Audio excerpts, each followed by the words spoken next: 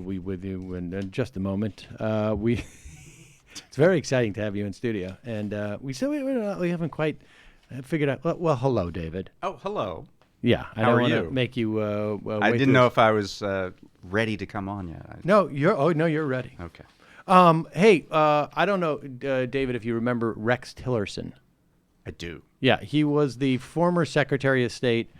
People are very excited that he came out in public to.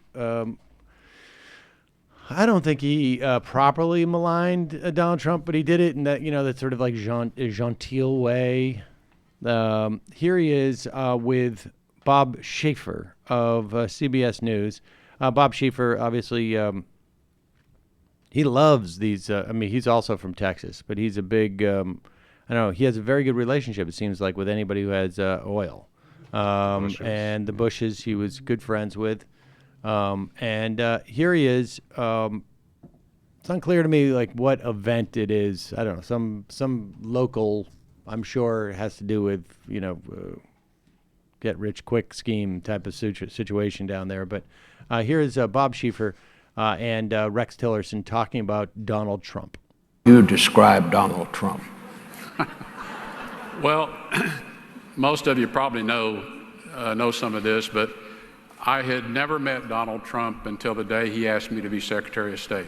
He acts on his.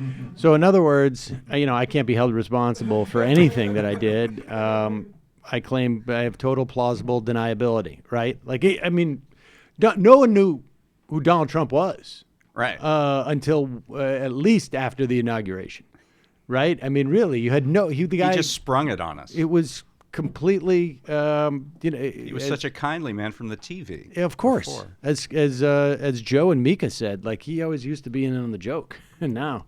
But all right, let's hear Rex Tillerson continue to try and whitewash his culpability in this disaster. Be Secretary of State. He acts on his instincts. In some respects, that looks like impulsiveness, but it's not his intent to act on impulse. I think he really is trying to act on his instincts. Yes, It's challenging for me, coming from the disciplined, highly process-oriented ExxonMobil Corporation, to go to work for a man who is pretty undisciplined, doesn't like to read, doesn't read briefing reports, doesn't like to get into the details of a lot of things, but rather just kind of says, look, this is what I believe. In other words, he just makes stuff up, and he doesn't want to be impulsive, but he doesn't have control of his impulses, so he is impulsive. Right.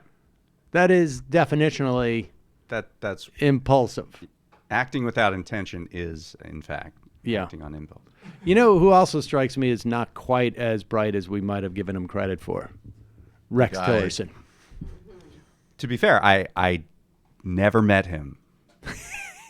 I never heard him until just now. Until so just I now. Can't say that whether he's you've a complete idiot. judged him in any way. Convoluted way of calling somebody an effing moron. Can anybody remember the pseudonym he was using?